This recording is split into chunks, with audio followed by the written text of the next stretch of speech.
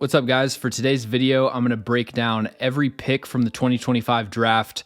I don't love doing draft grades, but it's kind of the easiest format to just talk about every class. So that's how we're going to do it. And I'm going to go by the order of the draft. So we'll start with the Titans. I think this was a really solid first class for Mike Borgonzi. You start out with Cam Ward. If you want my full thoughts on him, you can go watch the quarterback rankings video. I would have been pretty tempted by the Giants trade down offer to pick up a probably top 5 pick next year and then still take Abdul Carter. I think that's the move that I would have done if I was the GM, but like taking Cam Ward is probably the second choice, I'll also say that I think his, character and leadership is really easy to buy into, and you can tell that it's more than just the standard like PR fluff that comes out about every prospect. I think there's a really solid chance that Cam Ward ends up as the Titans franchise quarterback. They trade down from 35 and take Femi Oladejo at pick 52. I really like him as a developmental edge rusher. A lot of people were complaining about him being a quote unquote project, which is technically true, but he's not a project in the same way that you normally see. Like, there's a legitimate explanation for why he's still kind of developmental as a pass rusher, which is that he didn't really play on the edge until week 4, week 5 of this past season. Kevin Winston Jr. was one of my favorite picks of the entire draft. I think that if he was fully healthy for the 2024 season and repeated or even built on what he did in 2023, he would have ended up as a top 32 player for me. Just an automatic tackler, great run defender. Needs to still develop his instincts in deep zone coverage, but it's not the kind of thing where he's like busting coverages and giving up explosive plays. He just, doesn't quite see things quickly enough to make a lot of plays on the ball at this point. So they passed on receiver in the first 2 days, but they were still able to get some pretty good value early day 3. Took 3 pass catchers back to back to back. Shamir DK was a bit of a reach in my opinion, but he tested really well, has great speed. That translates to the tape for sure. He ran kind of a limited route tree at Florida, but really good on like deep overs and corner posts. Gunnar Helm, I think, has maybe the 4th or 5th best tape in this tight end class. The combine performance definitely lowered my grade and I think caused him to slip in the draft. And, tight end's a position where you kind of got to go by the combine. But yeah, he's a really smooth route runner, reliable hands, just not overly explosive. And then at 136, they get Alec Imanor out of Stanford, who I kind of thought was overrated a little bit during the process, but they ended up getting him later than I had him ranked. He's a young player with really good size. I think a lot of upside as a developmental X. Just needs to start playing to his size more at the catch point.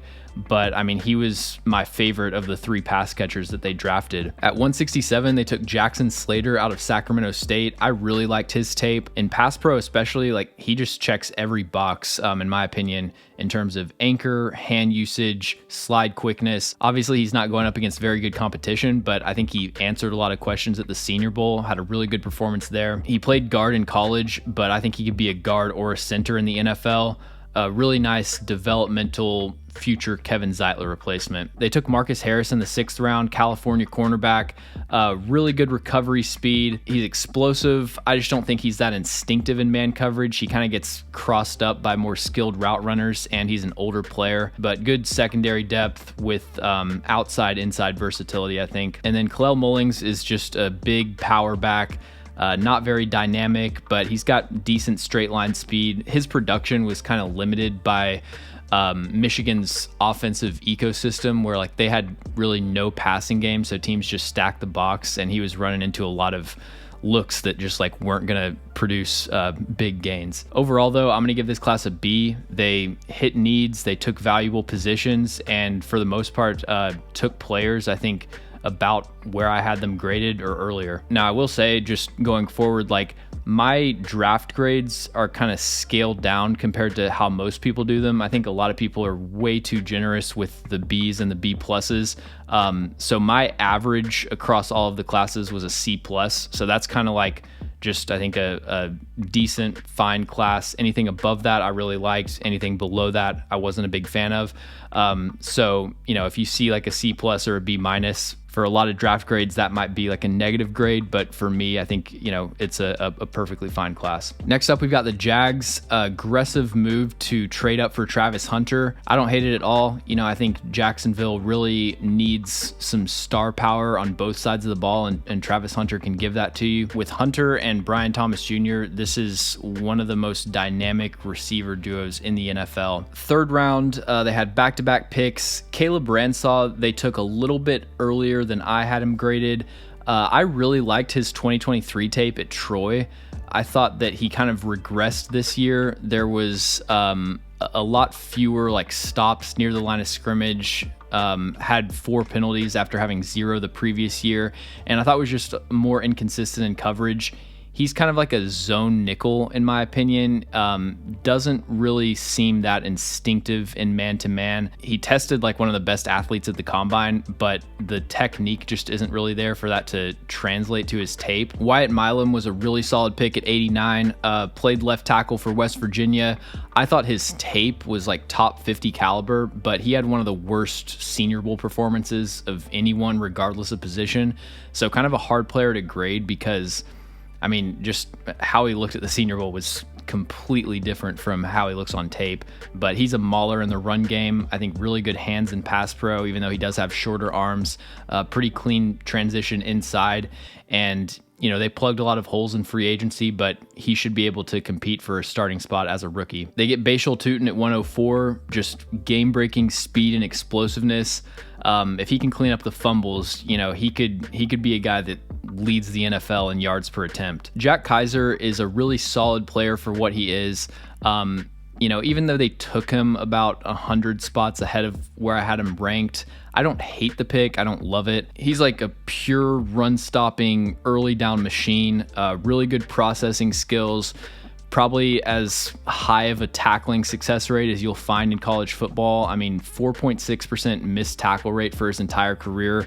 Anything below 5% is elite, but he's not a great athlete. He has short arms, so he struggles to get off of blocks and not very good in coverage. He will be a core special teamer, though, almost 1,000 career special team snaps, so definitely see the value there. They took Jalen McLeod in the 6th round. I didn't watch him. I know he's like a hybrid edge linebacker type with some pass rushing skills, so we'll see if he turns out. Rayan Lane is a really interesting player. I think probably the smoothest hips of any safety in this class. He just turns and rotates and changes directions at will. It's kind of incredible to watch.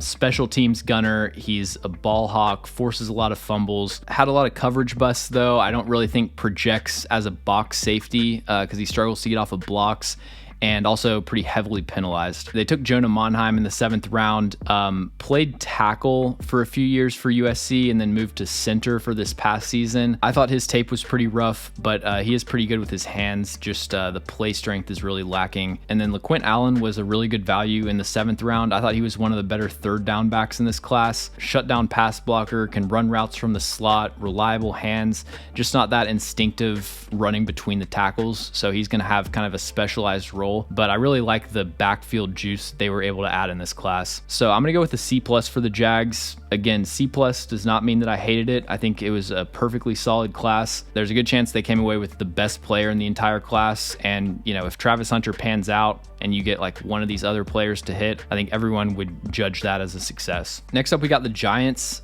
Big picture, this was one of my favorite classes this year. The Jackson Dart pick is kind of the one hang up for me.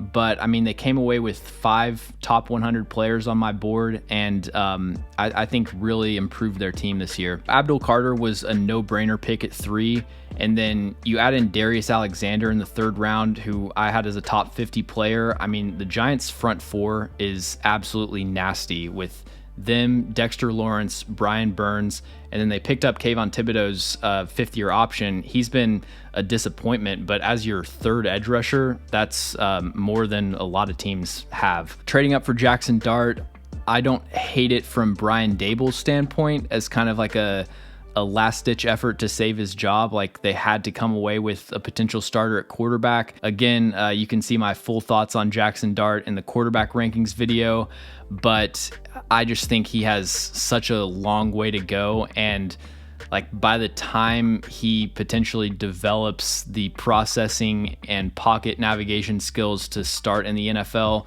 Dable might be out of a job if they don't significantly improve this year. They get Cam Skattebo at the top of the 4th round, one of the most physical runners in this class, but underrated vision, receiving skills. Like he isn't just a complete run through a brick wall straight ahead type of player. Like there's a lot of technical nuance to his game. Marcus Bowe is such a unique offensive line prospect, so skilled with his hands and extremely athletic. He's got to find some way to improve his anchor, because that just really limits his ability in pass protection at this point. But getting him in the 5th round is a great value. And then they take Thomas Fidone in the 7th round. He was my 6th ranked tight end, 112 on my board. He has an elite catch radius, never drops passes. He's a great route runner. He's got a pretty extensive injury history, and that could have been what caused him to fall, but purely based on the tape, there's no way he should have been available in the 7th round. And then Corey Black was one of my favorite non-combine invites. He was really productive in 2024, 3 years of starting experience, and ran a 4.35 in the 40-yard dash, which I think shows up on tape. He's got no problem running down the sideline with vertical routes. I think he has a chance of being like a replacement level starter at outside corner. So yeah, B+ for the Giants.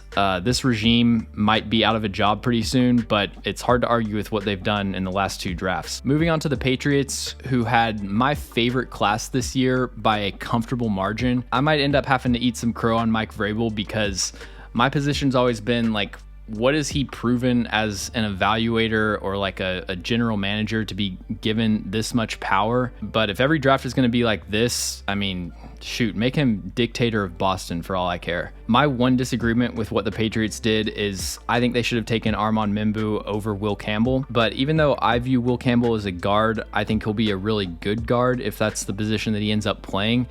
And definitely worth giving a shot to earn the left tackle job. After that, though, I mean, you couldn't have scripted a better outcome for the Patriots. They end up taking 5 players in my top 50 and then another top 100 player. Travion Henderson, I think, could end up as the best 3rd down back in the league. Some of the best pass protection tape that I've ever seen for a running back, and just game-breaking speed. Kyle Williams, I think, is the best receiver in this class against press coverage. He's a great athlete.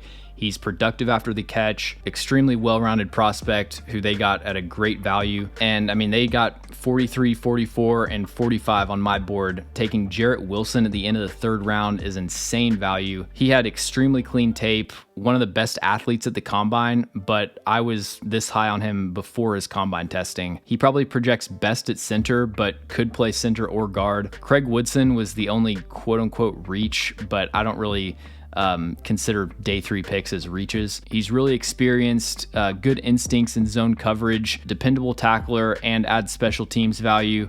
My comp for him was Jaquan Brisker. I think good chance of being a solid starting safety. They get Josh Farmer in the 4th round, who I had as a top 100 player. Elite physical traits, but got to improve his footwork as a run defender. He should have a lot more sturdy anchor for his size. And then Braden Swinson in the 5th round is just completely unserious. I had him as a top 32 player. I know there's some football character stuff, nothing criminal, but like, this is a player who led the SEC with 60 pressures in 2024.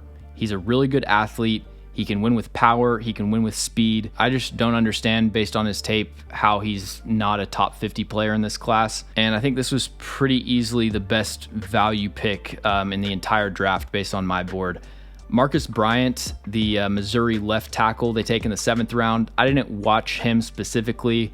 Watching Armand Mimbu and then, a lot of the SEC pass rushers, I've kind of watched him like adjacently, but yeah, can't really give any detailed analysis on him. They also took a kicker and a long snapper.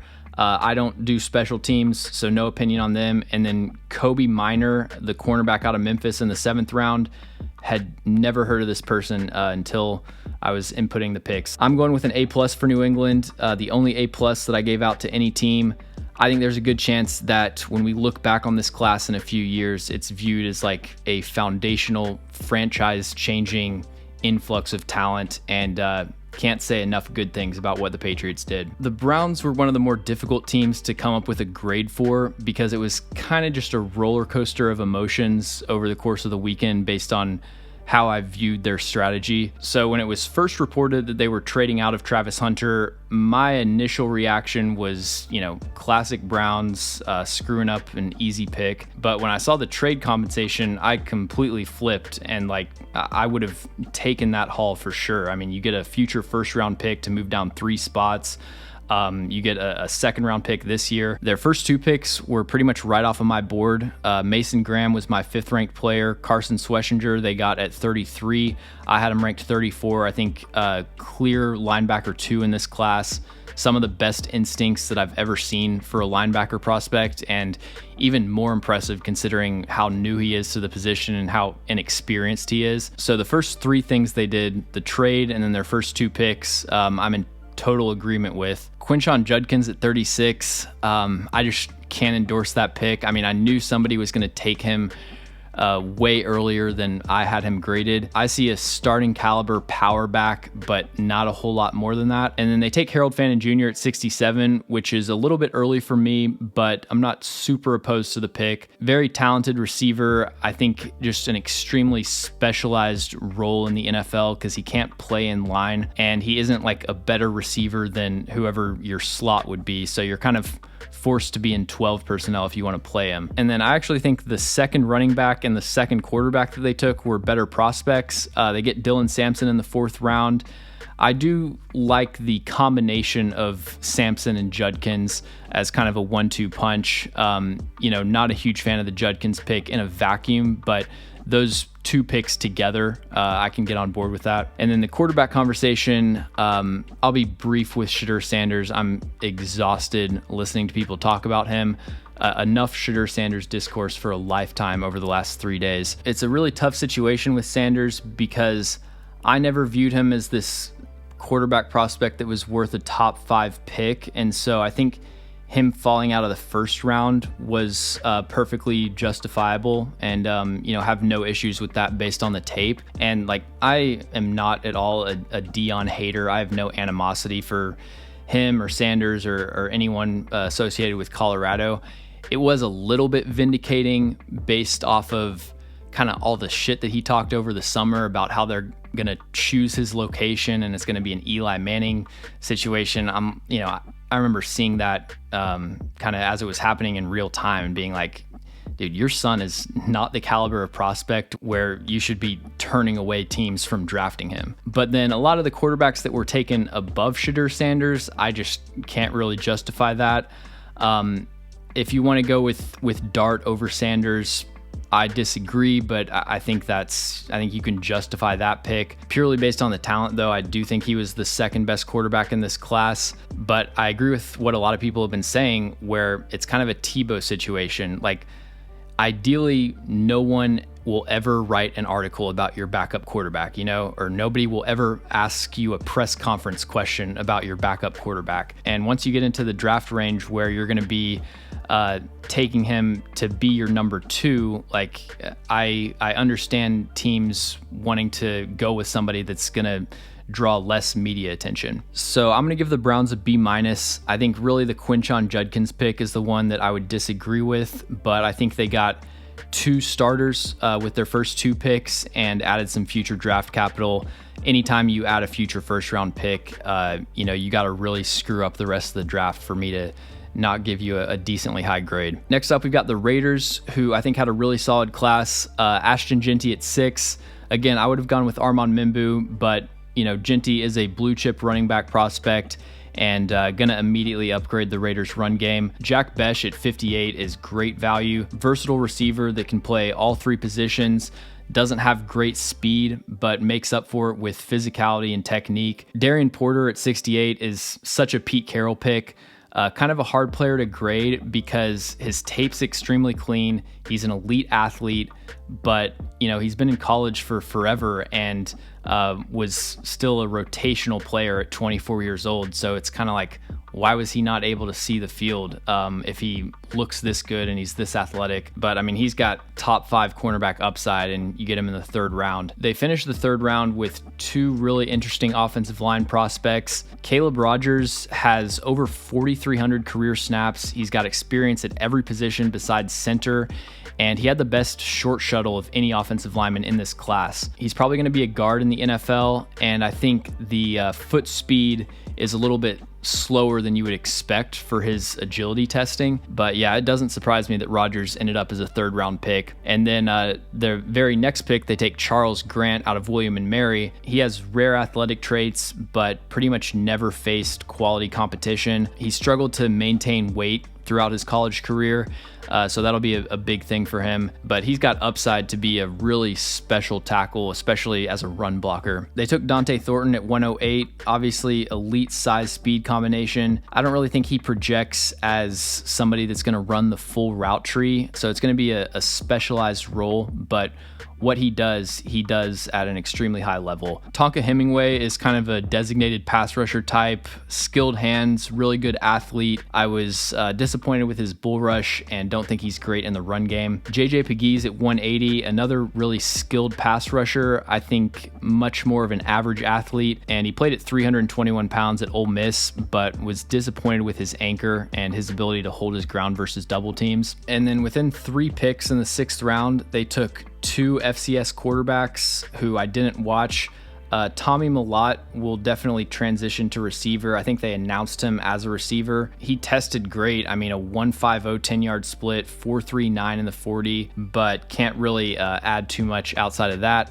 And then Cam Miller out of North Dakota State, I didn't watch. And Cody Lindenberg, they take in the 7th round. Really good size, I think above average athlete. Doesn't have a great feel for the position. He kind of just chases the ball and doesn't really diagnose the blocking scheme. I think it NFL speeds. If he can improve his instincts a little bit, I think he has starter upside. So I'm going to go with another B- for the Raiders. Didn't love the value on day 3, but the vast majority of the grade is dependent on the first 2 days of the draft, and I think they did a really good job there. Next up, we got the Jets. Armand Mimbu at 7 is a slam dunk pick. I think New York is going to have a top 5 offensive line for the next decade. I mean, you've got Olu Fashanu, Joe Tippmann, Elijah Vera Tucker, and Armand Mimbu all on rookie contracts.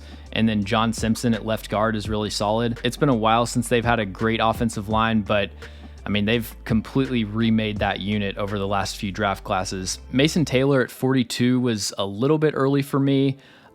He has really good tape. I just didn't think it was spectacular. Extremely reliable hands. I think a smooth athlete, not overly explosive. He could be a player where his best football is ahead of him because LSU didn't use him that much as like a downfield route runner. So with a more expanded route tree, there's a chance that he ends up as a really good tight end. Azareye'h Thomas at 73. I mean, I figured he was going to fall because he ran a 4.58 at his pro day, but he was one of my exceptions in this class. I just think he's so good in press coverage. He's so fluid for his size. And I really felt like on tape, he ran closer to like a 4.5 to 4.52.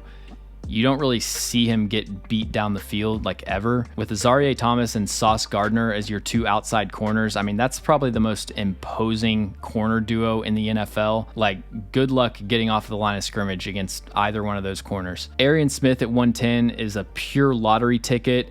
He is probably the fastest and most explosive receiver in this class, but also a really sudden and fluid route runner.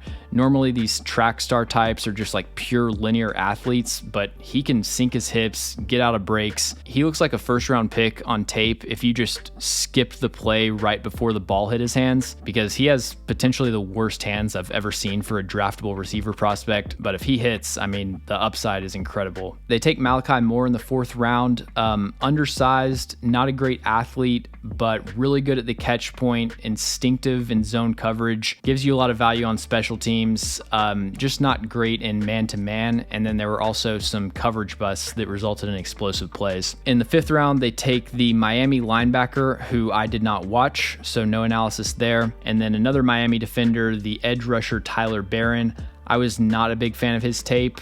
He's got good size. I just don't really think he has the athleticism to threaten NFL tackles. So another team where I didn't think the day 3 value was anything special, but can't really disagree with their first 3 picks, especially if you flip Mason Taylor and Azareye'h Thomas in your mind. So I'm going to go with the B for the Jets. I think a really good class here. Moving on to the Carolina Panthers.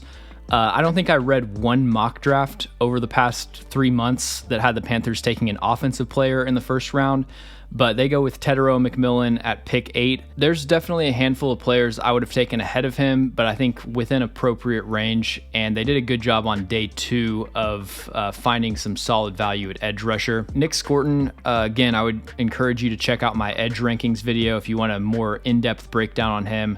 But he's one of the hardest players to grade in this class because I really liked his 2023 tape at Purdue. He was playing like way overweight at Texas A&M and just wasn't a good enough athlete to win that often as a pass rusher. But then he slims back down and, going forward, maybe there is a chance that he can return to 2023 form. Princely Umanmielen is kind of a prototypical DPR, a really good athlete, kind of a one-dimensional pass rusher, really just uses a speed rush and then the occasional inside spin. He has a lot of potential if he can figure out a way to win with power, but he hasn't shown the ability up to this point. I like the Trevor Etienne pick at 114. He's a really interesting change of pace back, one of the more elusive running backs in this class. Gives you good third down ability, just doesn't have prototypical size and not somebody that's going to carry a load full time. They took Lathan Ransom in the 4th round. I didn't like his tape as much as some other people did.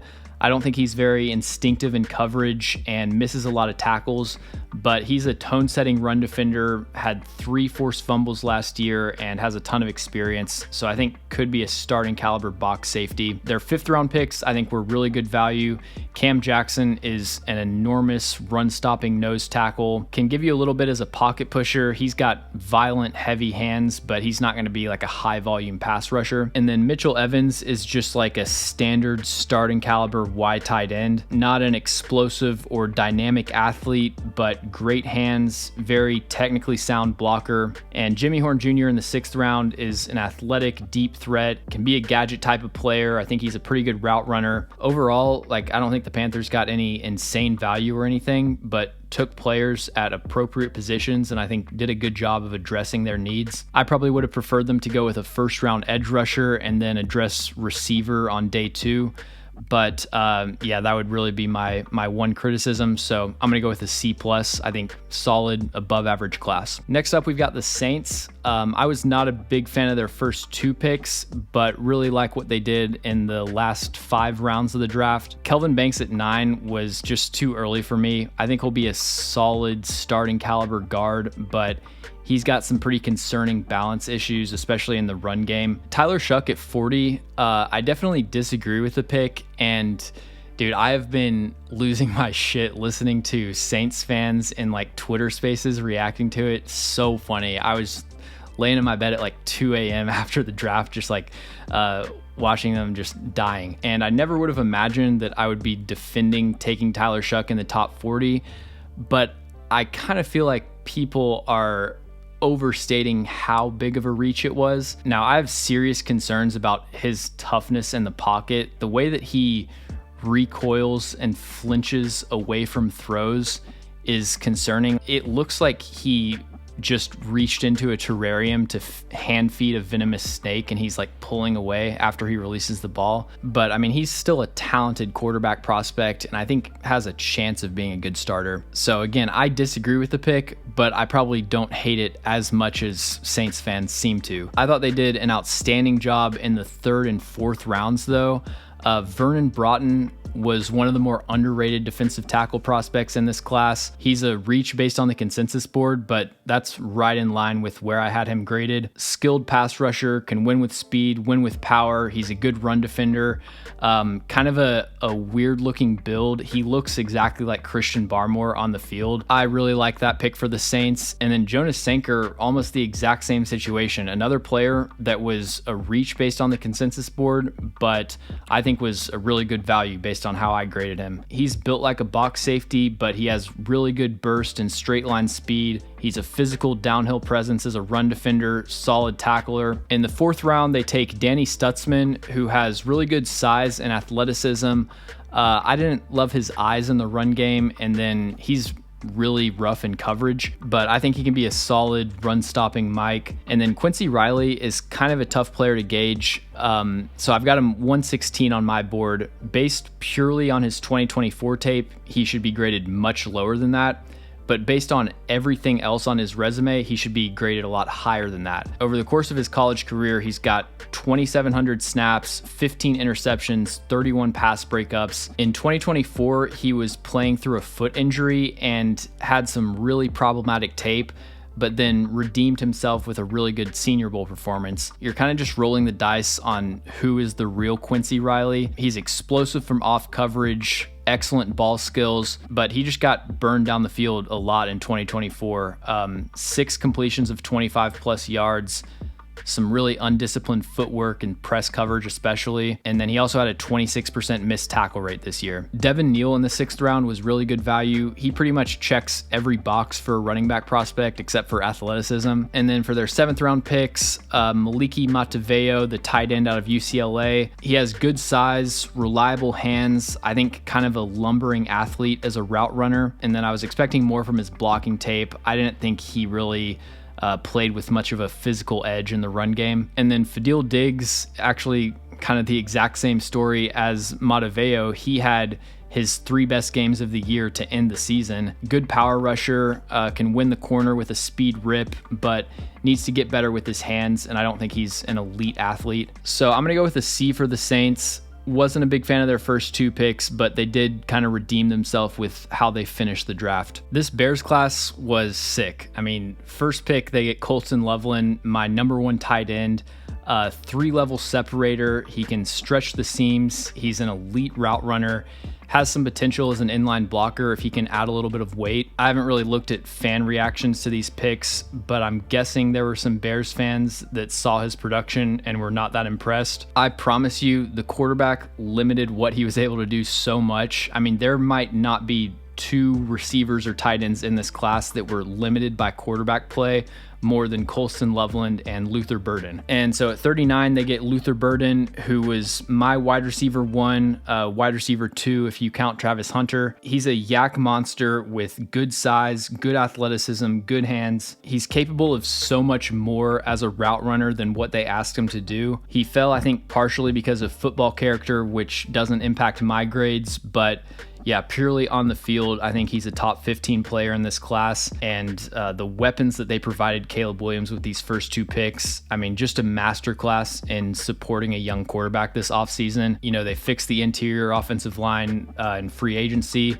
and then just added more firepower to the offense. Ozzie Trapillo is a really solid offensive tackle prospect, a little bit earlier than I had him graded, but really no problem with this pick. He was a right tackle the last 2 seasons, but he played left tackle in 2022, so he gives you that swing tackle versatility. I think, you know, for a taller player, he lets pass rushers into his frame a little bit too often, and he'll kind of get walk back into the pocket occasionally. Not as fluid moving laterally as I would want for an offensive tackle, but he's a great puller, skilled hands, explosive kick slides to get depth with speed rushers, and wasn't called for a single penalty in 2024. Shamar Turner at 62, I think is the most athletic defensive tackle in this class. Now, it's kind of cheating because he just converted to edge rusher this year, but he's just a violent, explosive player, very reckless play style, ends up on the ground a lot, and misses a lot of tackles. But if you can kind of hone in his skill set, he's got elite upside. Ruben Hippolyte in the 4th round, I didn't watch. Ran a great 40-yard dash, but I don't really know anything else about him. I love the Zaw Frazier pick in the 5th round. Towering press corner with long arms, 4.36 speed. Really only 1 year of playing experience, but he had 6 interceptions and 5 pass breakups. He's kind of limited changing directions, but you know, he can absolutely blanket routes on the vertical plane. Luke Newman, I mean, it's a 6th round pick, so it doesn't really matter, but I did not like his tape, and I thought he was one of the worst players at the Shrine Bowl, so don't really get that one. And then Kyle Monangai is a limited athlete, but one of the most reliable, dependable running backs in this class. 706 career touches, and he's never fumbled. And he's a ferocious pass blocker. Probably not going to be a lead guy, but he can be a really solid RB2. So I'm going with an A- for the Bears. First 2 picks were pretty much a dream scenario. Next 2 picks were solid, and then I really like the Zoff Frazier pick on day 3. Next up, we've got the 49ers, who drafted 3 players that I haven't watched. It seems like every year they lead the NFL in draft picks that I haven't evaluated. I love the philosophy with their first 2 picks. You can tell that John Lynch is exhausted from years of watching Javon Kinlaw, Javon Hargrave just getting pushed around in the run game. Adding Michael Williams and Alfred Collins is just an automatic upgrade to your run defense. Michael is unpolished as a pass rusher, but I think he's going to be one of the premier run-stopping edge defenders in the NFL. And then Alfred Collins doesn't contribute much on third down, but he's an elite block shedder. He can anchor against double teams, rarely gets moved off the line of scrimmage. 2 extremely high floor picks as far as what they give you on early downs. Now, one of the only guarantees in the draft is that I'm going to disagree with the 49ers 3rd round picks. At least they didn't draft a kicker or like a UDFA running back. Nicholas Martin, injured for most of 2024. He's an undersized linebacker, elite speed. I don't really think he has good instincts in either phase. He's a pretty unreliable tackler and doesn't really have the anchor or block shedding ability to play through contact. And then Upton Stout is kind of a hybrid nickel safety. He's a solid athlete, undersized, pretty good in zone coverage, played really well at the Senior Bowl, but he's extremely grabby and heavily penalized. They bounced back though with a really good pick in the 4th round. CJ West played nose tackle for Indiana. He gives you a little bit of everything. He's a great run defender, really good athlete for his size, skilled pass rusher, can win with speed, can win with power. That pick definitely makes up for some of the reaches in the 3rd round, and I mean, I think the 49ers did a great job of upgrading their defensive front in this class. Jordan Watkins, the receiver out of Ole Miss, I didn't watch. In the 5th round, they take Jordan James out of Oregon. He's kind of a no-nonsense, straight-ahead runner. Good vision. He'll take what's blocked for him, but not particularly dynamic or creative. Marquez Siegel, the Kansas State safety, another player that I didn't watch.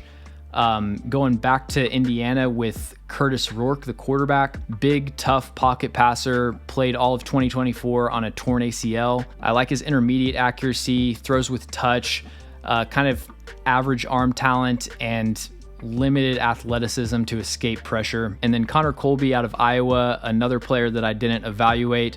I have watched some of him just watching other players on the Iowa offensive line, and I know he's a good zone blocker, but I've seen a lot of Big Ten pass rushers embarrass him in 2024, so not sure I would have had a very high grade on him. I'm going to go with a C for the 49ers. I like their philosophy, and I think they really improved their run defense, but there were some pretty significant reaches in the 3rd round, and even though I liked their first 2 picks, they weren't like incredible value or anything to offset that. All right, classic Dallas Cowboys draft. You get a 1st round offensive lineman named Tyler and a 2nd round edge rusher. I think Tyler Booker was a slight reach, and it kind of worries me his lack of lateral movement skills. But he has the best anchor of any offensive lineman in this class, just absolutely immune to bull rushes. He's got heavy hands, elite length. He's a bulldozer in the gap scheme run game. Just don't really think he projects as a great zone blocker, but I think he will be a pretty solid guard overall. And, you know, the season after Zach Martin's retirement, I think their interior offensive line still projects as one of the best units in the league. You've got Tyler Booker, Cooper Beebe, and Tyler Smith all on rookie contracts. Donovan Izaraku in the 2nd round is a really solid pick. Probably the most skilled pass rusher in this class. I think also has the best bend in this edge class. His kind of fatal flaw, though, is that he just can't win with power at this point. I think he would really benefit from adding a long arm instead of trying to use a traditional bull rush, but he's going to get a lot of one-on-one opportunities, and I think projects as a really good number 2 pass rusher opposite of Micah Parsons. Savone Revel in the 3rd round is great value based on my board. I don't know what the injury concerns are, but man, the size speed combination to get that at pick 76, that has potential to be a slam dunk pick. He's still a little bit rough around the edges in coverage. His tape against not very good competition was solid, but not dominant. But yeah, when you look at these first 3 picks, I mean, they got 3 players in my top 41, so can't complain with that at all. And then Jaden Blue is exactly the kind of weapon that this offense needs. Now, I wish they would have taken a receiver here. I don't know what their plan is going to be opposite of CeeDee Lamb, because Jonathan Mingo, I mean, if you've got hope for him as a Cowboys fan, good luck, I guess. But Jaden Blue, I think, gives you a ton of playmaking potential out of the backfield. He cooks linebackers on rails, angle routes. He has elite breakaway speed. Still needs to develop a lot of the intricacies of the position, fumbles, vision, pass protection, but could be one of the more dynamic change of pace backs in the NFL. And then with the rest of their late day 3 picks, they got a lot of late day 3 prospects. Shamar James is definitely my favorite. He's a rangy cover linebacker, had an incredibly difficult role in Florida's defense, like taking deep zone drops, difficult man-to-man assignments. He's undersized, but I like what he can give you in sub packages. Ajani Cornelius is really experienced, but I just thought his pass protection tape was pretty rough. Doesn't have the foot speed, hand usage to, I think, project as a starter in the NFL. Jay Toya is a solid space-eating nose tackle. Doesn't really offer anything as a pass rusher. His career pressure rate is 2.7%, but he can clog up the A-gap and anchor against double teams. Phil Maffa is a massive power back, basically just a battering ram, not dynamic in open space. And I think there's probably better early down running backs like available on the open market right now. And then Tommy A, the Maryland defensive tackle, stood out at the Senior Bowl, had some flashes on tape, but a developmental 3 technique prospect. Overall, I really like their first 3 picks. I think the second half of the draft was kind of standard value. But I'm going to give the Cowboys a B+.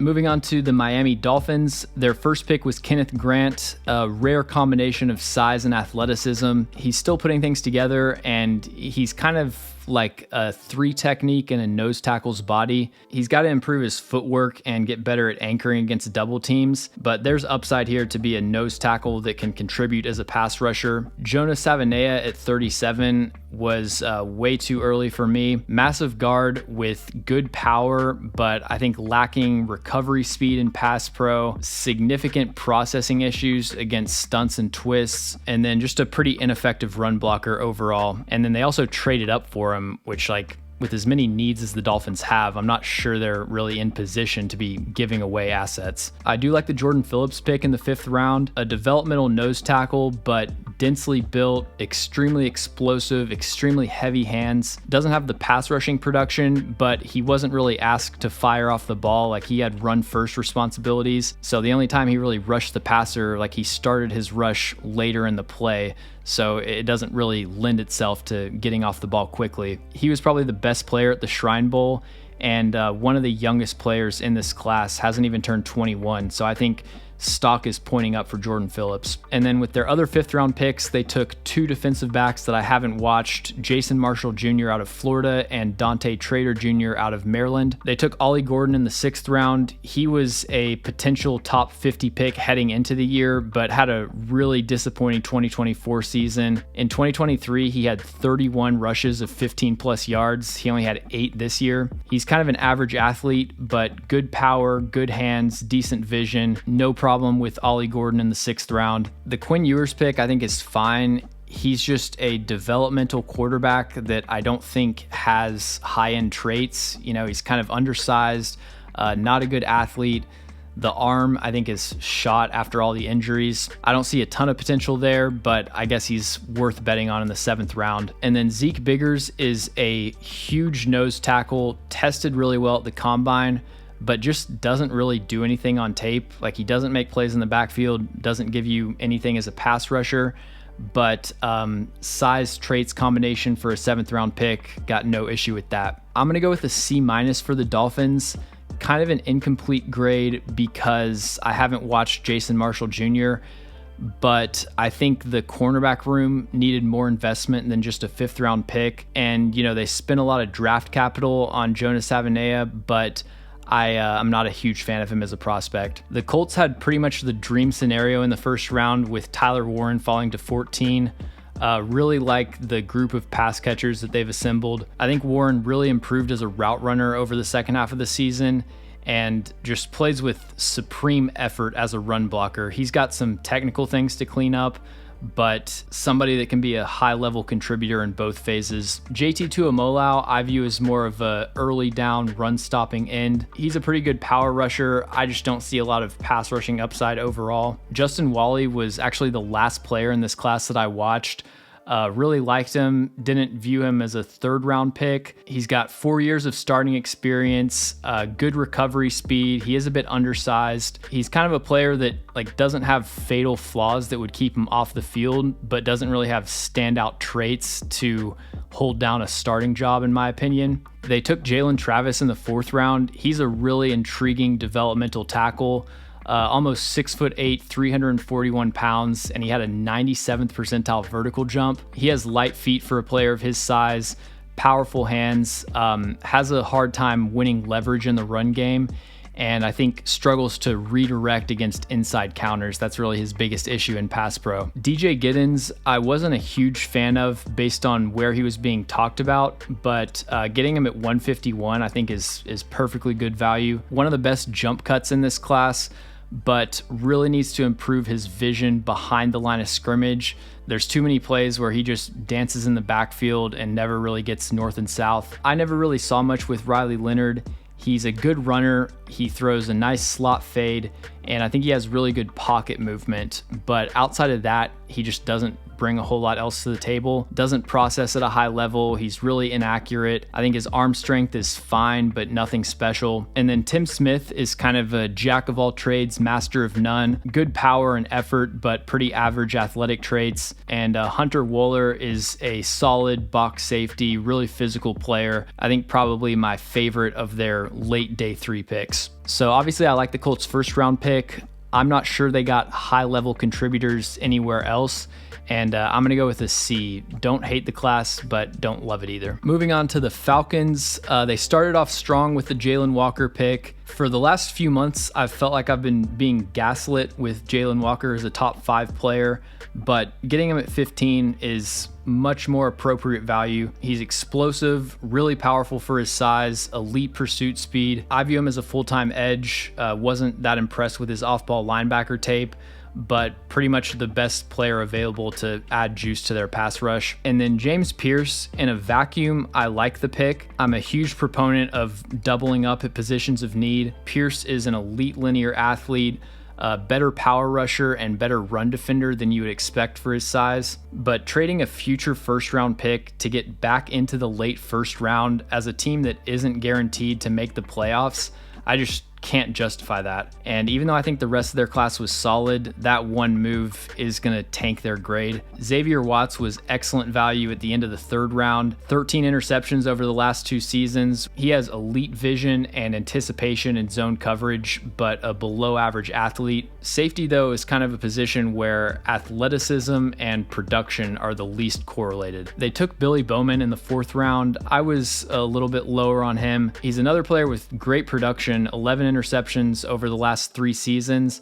I thought the vast majority of his interceptions were tipped passes or overthrows that just fell right in his lap. From an evaluation standpoint, they were more low quality interceptions. He's a great athlete, both in terms of range, speed, and change of direction skills, but he's very undersized, misses a ton of tackles, can't really play blocks in the run game, and has more of the physical profile that you would project for a nickel, but pretty much no experience or really projectable traits in press man. And then Jack Nelson in the 7th round is a fine pick.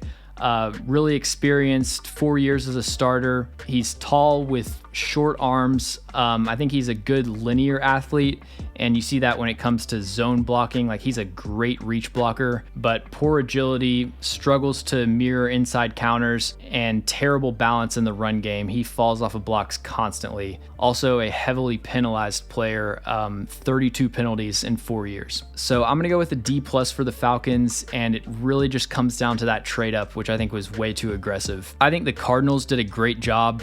Monty Ossenfort clearly knows what he's doing. Walter Nolan is a really good pick at 16, a disruptive 3-tech that lives in the backfield. Still a young player with a few elements of his game that he needs to polish.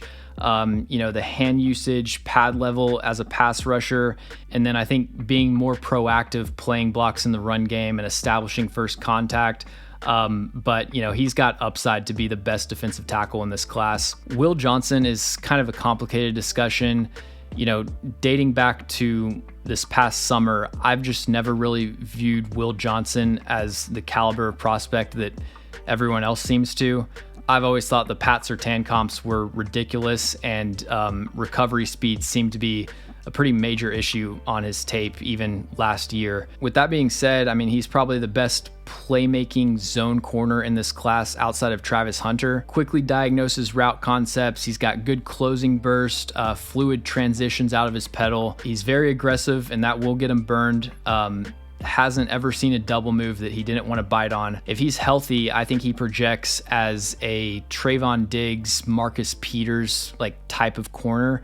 I could easily see him, leading the NFL in interceptions and yards allowed. I love the Jordan Burch pick in the 3rd round. I saw some list from I forget what outlet that called this one of the biggest reaches on day 2 of the draft. I'm like, come on. Jordan Burch is a 6'4", 282-pound edge rusher that runs a 4.67. He's a great power rusher. He can win with speed. He has an inside spin. I think this is exactly the kind of edge rusher that the Cardinals needed to add. Really solid as a run defender. He can set an edge, doesn't get pushed around, but just doesn't make a lot of plays in the run game. He only had 5 run stops in 2024. And then I also like the Cody Simon pick at 115. He's a quality run defender, a quick processor. He can shed blocks, a little bit limited in coverage. His back pedal is just so clunky and labored. It really limits his range to take deep zone drops. And so you'll see teams float, 20-yard in breakers over his head pretty consistently. If he's going to be on the field on 3rd down, I think he's definitely best used as a pass rusher, really productive as a blitzer last year. Denzel Burke entered the year as a potential top 50 pick, but noticeably regressed in 2024, had that nightmare performance against Oregon, but I think his tape overall was a clear step back from 2023. He's a little bit undersized, but extremely long arms, and he can smother releases in press coverage. Also a great block shedder, and shuts down screens to his side consistently. Just a very average athlete, especially when it comes to side-to-side movement, but he is a good scheme fit. I either want him playing press cover 3 or off quarters, and the Cardinals run a ton of quarters coverage.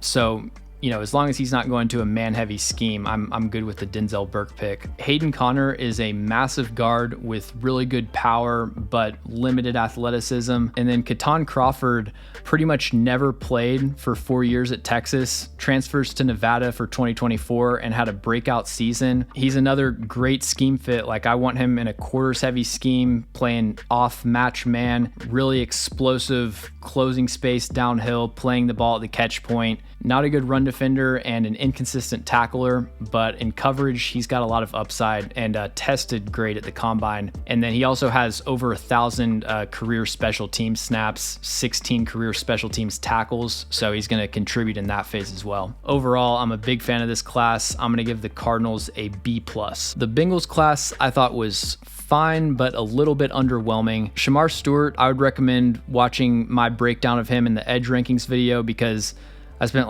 5 or 6 minutes talking about every angle of him as a prospect, and the production versus the usage versus the traits and all of that. It's a really layered conversation that I think gets oversimplified when you just talk about raw sack numbers. But the synopsis is that his role within Texas A&M's scheme just didn't give him a lot of true one-on-one pass rushing opportunities. When he did get those opportunities, his lack of skill and technical refinement as a pass rusher is obvious. Like, he's got a ways to go when it comes to development, but he's a rare enough athlete that I think it's worth betting on his traits. You know, a lot of people have drawn similarities between him and Myles Murphy.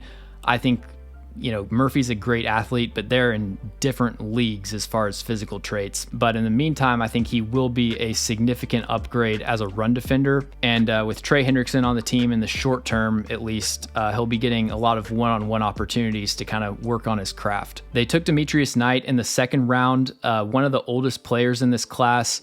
But I don't believe in just blindly looking at age and downgrading a player for being old. Age, I think, is really important in a couple scenarios, like first round picks. When I'm drafting foundational, like franchise cornerstones, yeah, ideally I want to be taking 21, 22-year-olds. And then it's also important if you've got somebody that needs a lot of development. It's just easier to bet on a younger player having more realistic room to improve. But if you've got a day one plug and play starter like Demetrius Knight, I don't really care that much that he's 25 years old. Like, if Demetrius Knight ends up being a good player, which I expect him to be, even if you get 2 years less out of him than you would with another player, like, nobody's going to be complaining at the end of his career if he gives you 6 or 7 years of high quality linebacker play. Knight is a big Mike linebacker, 94th percentile wingspan. That shows up when he's shedding blocks, reaching into passing lanes. If you're a quarterback and you're trying to loft the ball over Demetrius Knight, like, you got to put some extra air under that throw because he's got a much wider radius of impact than most linebackers. He's a really smart player, elite character and leadership qualities. I've seen some people say that he can't cover. He isn't the most fluid linebacker in man coverage, but he's really good in zone. I think he's absolutely a 3-down player, so I don't view that as some major limitation. Dylan Fairchild is a really high upside guard prospect. His best plays, he looks like one of the best offensive linemen in this class. Like, if you just took every offensive line prospect, their 10 best plays from the season, like, I think Fairchild's would stack up with about anyone. He has active, powerful hands. He's an explosive athlete, kind of stiff when it comes to redirecting and mirroring. And he's a strong player, but he needs to do a better job of protecting his frame. You rarely see him just get driven back with a bull rush. Like, I wouldn't say his anchor is a problem, but there's too many times where he punches wide, lets rushers into his frame, and he kind of gets rocked back initially, or like the edges of the block just kind of get pressed back into the pocket. And then he's a very boom bust run blocker. He's a great puller and he's got a lot of knockout blows, but just as many times where he's fallen off the block or getting torqued and shed violently at the point of attack. The body control and technique into contact, I think, really needs to improve. They doubled up at linebacker with Barrett Carter, who is a very strange evaluation. So he came into the 2023 season with first round grades from NFL scouts. You watch him on tape early in his career, he is a coverage specialist with elite range to like run with running backs and receivers down the sideline. He has foot quickness and fluidity to mirror in man coverage. But in 2023, he was an awful tackler, and that's the reason he ended up returning to school. You watch his 2024 tape and he fixed most of his weaknesses, but then regressed in a lot of his strengths. So he cut his missed tackle rate in half, 20.5% to 10% this year. Got a lot better at shedding blocks. I thought his run defense tape was just like night and day from the previous season. But then pass coverage, which is supposed to be his calling card, he regressed significantly in 2024. He gave up 5 touchdowns this year after just 1 the last 2 seasons. That came down to a lot of zone coverage busts and poor route diagnosis. Just a difficult player to get a read on, but you know, I had him 115 on my board, so perfectly fine with that pick. And then they also doubled up at guard with Jalen Rivers out of Miami. I think he has the best anchor in this class after Tyler Booker. He has elite length, powerful hands, but doesn't really have the fluidity to mirror a two-way go. Foot speed is his biggest issue in pass pro. And then I also like the Taj Brooks pick at 193. He is a densely built running back with a low center of gravity, but extremely quick feet for a player of his size. and that shows up with a 97th percentile short shuttle. He has a lot of tread on the tires, and he's a below average straight line athlete, but I think that's a really solid pick in the 6th round. So I think this draft class was okay. Dylan Fairchild was a slight reach to me, and I wish they would have added a defensive tackle in one of the deepest classes in recent memory. Like, it's a shame that they didn't come away with someone from this class, but I think there's a good chance that they fix their linebacker room for the next 7 to 8 years. Between Dylan Fairchild and Jalen Rivers, I think there's a solid chance they came away with at least one starting caliber guard. And then Shamar Stewart is kind of a swing for the fences at edge rusher. So I'm going to go with a C for the Bengals. I think the Seahawks had one of the 3 best classes this year. They did have a lot of draft capital, but they ended up getting 6 players in my top 100 and 4 in my top 51. So the Gray Zabel pick, I kind of like better than like where I had him graded. Once the draft starts, I pretty much take a pencils down approach. You know, I'm not going to change my grade after a pick comes in, but I was entering in the picks for the first round and I'm like, wait, I had Zabel 40 on my board. I honestly should have had him in like the low 30s just based on where I view him as a player. So I kind of messed that one up. He played left tackle for North Dakota State this past year and will get beat around the edge occasionally, but I think he's a really clean projection to either guard or center. And he was the best offensive lineman at the Senior Bowl, so answered a lot of the level of competition questions there. They traded up to 35 for Nick Emanwori, and I don't think he's egregiously underrated based on consensus rankings, but he's become one of the most underrated players in this class based on how people talk about him. There has somehow become this narrative that he's like an RAS merchant and, you know, just somebody that is getting draft hype because of his combine performance. I think a lot of it has to do with what games of all 22 are available on like Caddy's cut-ups or whatever, but that could not be further from the truth. Emanwori was my number 1 safety before the combine. I think he probably has the 2nd best safety tape in this class to Xavier Watts, but obviously much better traits. There's some stuff that he needs to clean up for sure. The processing in the run game, I think, could be better, although he's getting just killed for like 1 rep where he misjudges a pursuit angle and loses the corner. But Emanwori is an awesome football player who is ready to contribute as a rookie. He just has rare versatility for a safety prospect. The ability to play sideline to sideline, play man coverage from the slot, trigger on in-breaking routes as a robber safety. He can line up in the box and shed blocks. Slam dunk pick here for the Seahawks and definitely worth trading up for. And then at 50, they get Elijah Arroyo, who was my number 3 tight end, a top 32 player in this class for me. He's the best vertical threat in this tight end class. A surprisingly fluid route runner, would need to add some weight to really project as an inline blocker, but he is tenacious in the run game and his hand placement and leg drive are really good. Like, he finishes a ton of blocks. There's obviously the injury concern with him, but if he's healthy, this was an absolute steal. And then they take my quarterback 3 in the 3rd round with Jalen Milroe out of Alabama. I think you could make a case that he's the best running quarterback prospect of all time. Not the best scrambler, but in terms of designed runs, like the explosiveness, straight line speed, and dense, compact build. I don't know if there's been a better quarterback on like QB power and read option. He's got a rocket arm, throws a pretty good deep ball. I thought he took steps forward this year in terms of processing over the middle of the field and sack avoidance, but his accuracy really regressed and still definitely a work in progress. But I love him going to a situation where there's a clear plan for him to sit early, maybe see the field on like package plays, but not pressured to take over as a rookie or anything. Obviously, just playing the percentages, like the most likely outcome is that he doesn't become a starting quarterback. But if he hits, I mean, the upside is absolutely worth betting on at 92. Riley Mills was a solid pick at 142. Unfortunately, tore his ACL against Indiana in the college football playoffs, but he's a really good athlete, skilled pass rusher. If he gets back healthy, I think he can be a contributor. Torrey Horton is an extremely well-rounded receiver prospect, a top 100 player for me, and they get him in the 5th round. Just doesn't have many weaknesses to his game. He doesn't drop passes. He's a great athlete. He's a fluid, sudden route runner. He's elusive with the ball in his hands. Another player that's coming off of an injury, but that's outstanding value at 166. They took Robbie Oots at 175. I didn't watch him directly, but I've probably watched Alabama's offense like 3 times over every single game. So I kind of know what he's about. He's a great inline blocker, doesn't give you much as a receiver. Bryce Cabledew is a really interesting guard prospect, one of the best run blockers in this class, and he had a lights out pro day performance. There's a lot of issues that he needs to clean up in pass pro. And then Damian Martinez in the 7th round is just absurd. I thought he was the 4th best running back in this class.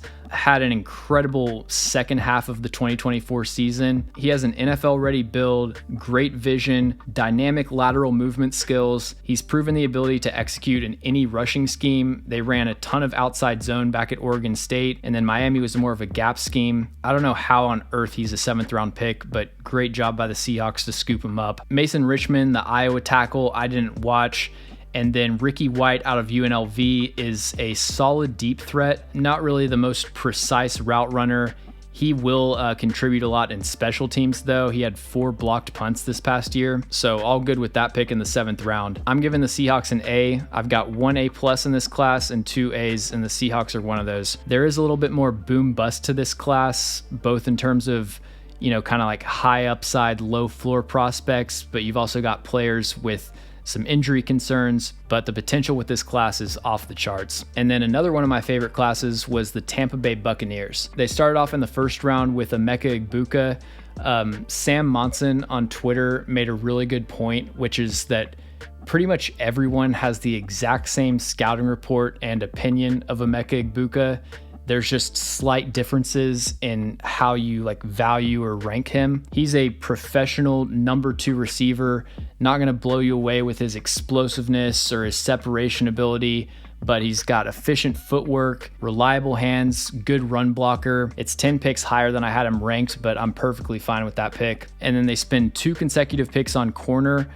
I don't love the value of Benjamin Morrison, but I thought Jacob Parrish was a steal at 84. If you just flip those picks, I think that was perfectly appropriate value. With Morrison, the hip injury is concerning for a corner, but there were also some issues on his tape that led me to being lower on him on the field than most people. He has a major problem with letting receivers cross his face on quick slants when he's in press coverage. It sounds hyper specific, but that happens twice a game. But cornerback's a position where you can't just compare where you had them ranked and where they got picked, because scheme fit is so important. And Morrison's a player that I worry about in a man-heavy scheme, but I love him playing press cover 3. And the Bucs ran the 4th highest cover 3 percentage in the NFL last year. He does a great job containing outside releases. He's got a stiff punch at the line of scrimmage, really smooth covering routes on the vertical plane. So I think this is a great scheme fit for him. And then Jacob Parrish is one of my favorite players in this class, just a sticky press man corner. Inside outside versatility, I think. Tested great at the combine. He's a great tackler, really tough player. Depending on Morrison's health, it's really easy to see the Bucs coming away with 3 starters with their first 3 picks. And then in the 4th round, they took one of my, I would say, 3 favorite players in this class with David Walker out of Central Arkansas. Just hilarious film based on his level of competition, but backed up his tape at the Senior Bowl. He's just a leverage monster. He's a short, dense build, just under 6'1", 263 pounds, dominant power rusher, but he's athletic enough and skilled enough with his hands to win the outside as well. It's really easy to see a Melvin Ingram or Brandon Graham type of career for David Walker. And if Walker's a top 3 favorite player in this class, I think Roberts is probably top 5 or top 10. He's kind of a tweener positionally. He isn't really explosive or sudden enough to win the outside track as an edge rusher, but a really effective bull rush. I think he's the most natural pass rusher in this class in terms of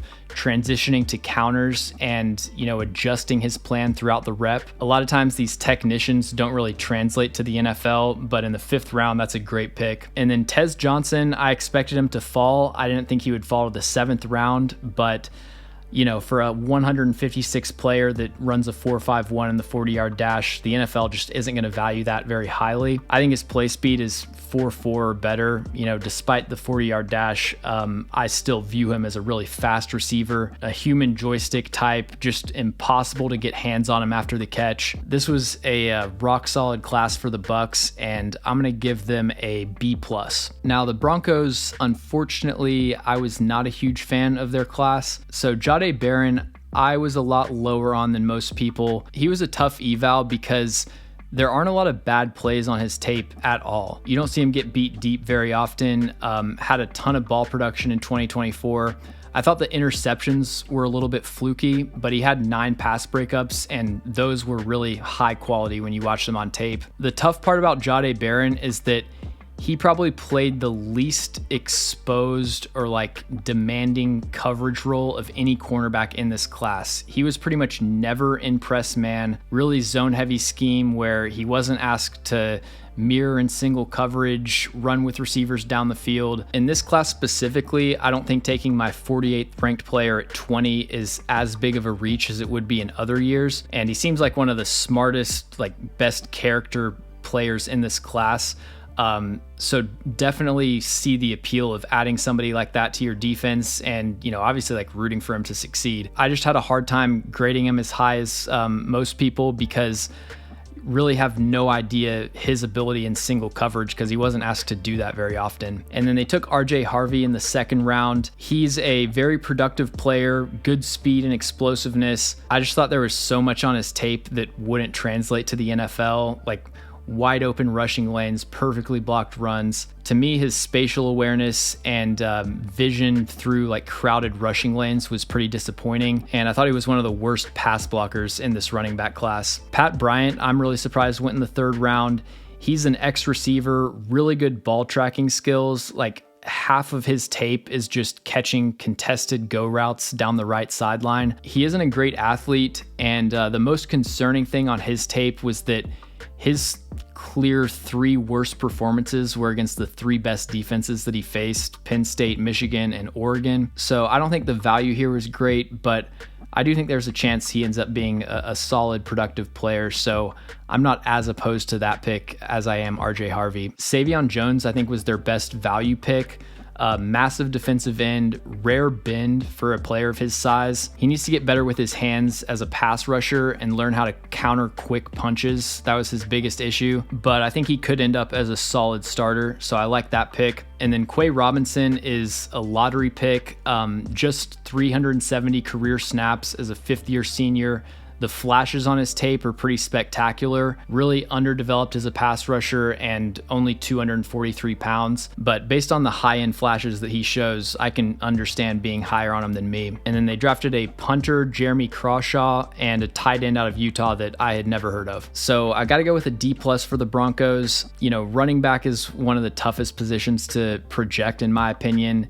And RJ Harvey could end up having a great career. That wouldn't surprise me. I just didn't think the value was very good for really any of their picks. Moving on to the Pittsburgh Steelers, I loved their first pick with Derek Harmon. He was my 11th ranked player. They got him at 21. He's a big, explosive 3-tech, good bull rush, precise hands as a pass rusher, holds the point in the run game, does a good job shedding blocks. Really, his one issue is that he's kind of stiff and lacks the flexibility to break down and finish plays in the backfield. That's why he had a ton of pressures, but not a lot of sacks. I've seen people compare him to Cam Hayward. I don't really see that, but I do think he's a really good Cam Hayward replacement.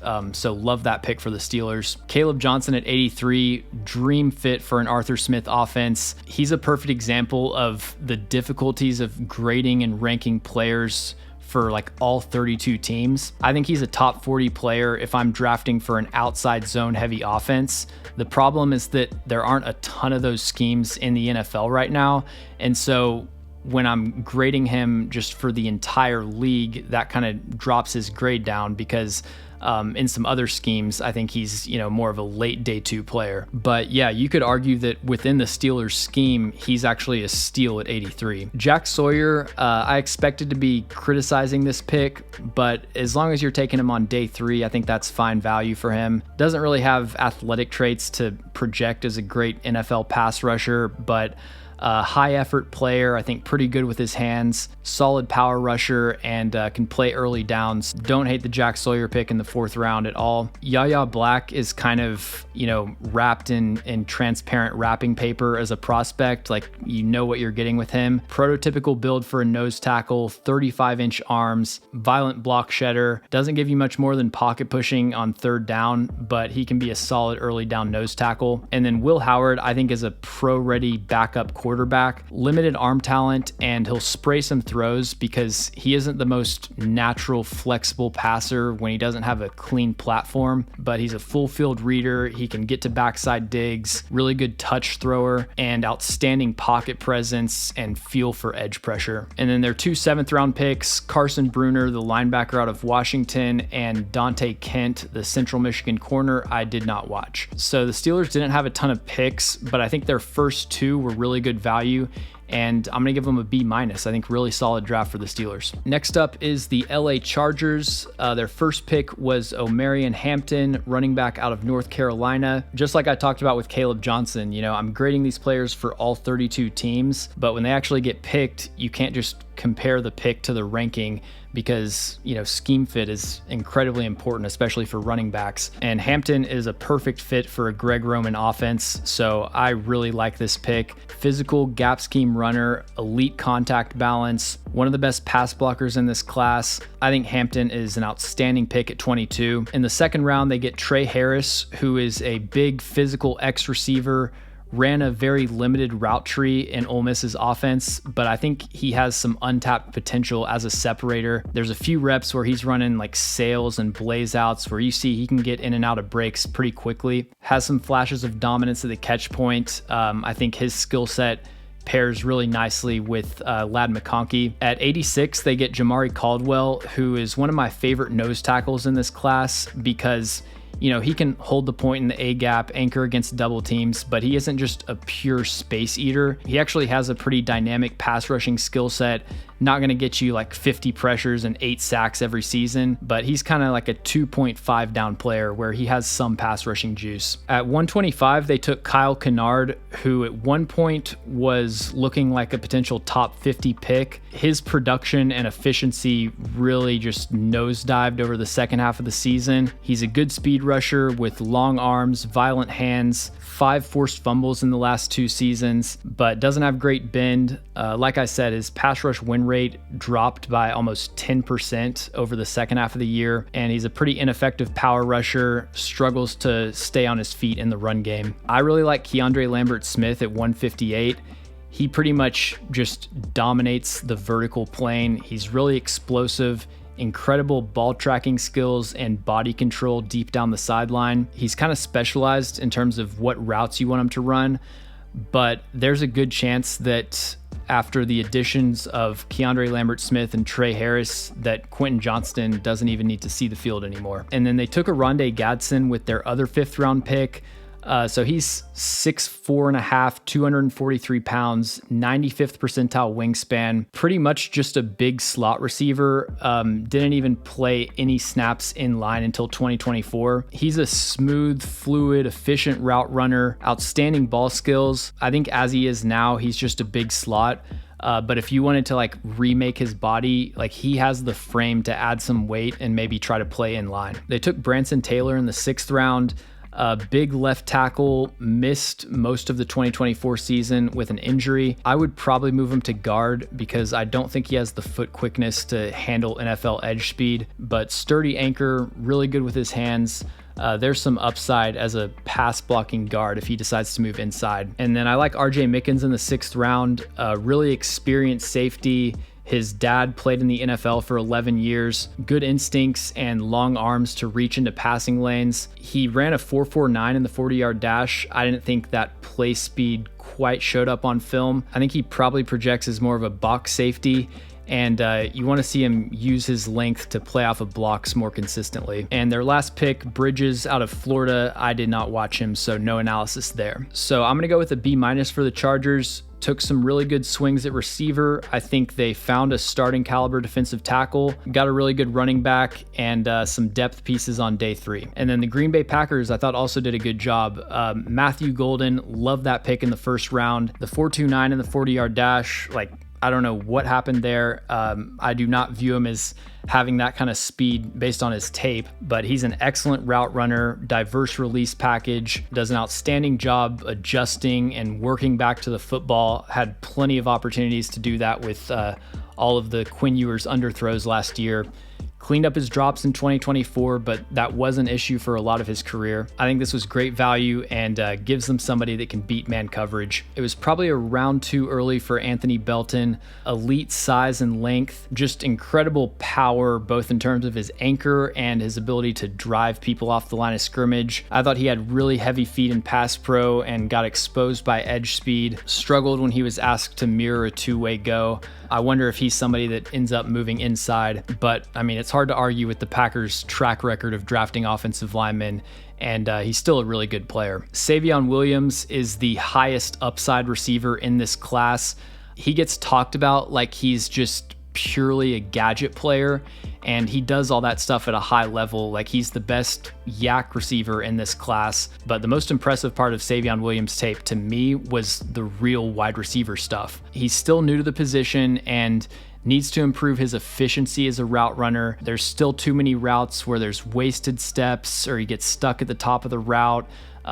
Poorly sequenced footwork, but he shows real flashes of nuanced, detailed footwork that you need to separate from NFL man coverage. He can use body lean, head fakes, deceptive stem angles to set up his breaks. He carves up press coverage. He's got really good change of direction skills for his size. His hands are kind of frustrating because he's elite in difficult contested catch situations, like 73% career contested catch rate. He just has such bad focus on wide open underneath targets. But I think if that can get fixed, he has true wide receiver 1 upside. They took Baron Sorrell at 124. I had him 125 on my board. I think he projects as kind of a low end 2, high end 3, really skilled hands, good bend, decent power rusher, not an overwhelming athlete. And I'm not sure I see him winning the corner that often in the NFL. Colin Oliver is kind of a hybrid edge off-ball linebacker. Missed the majority of 2024.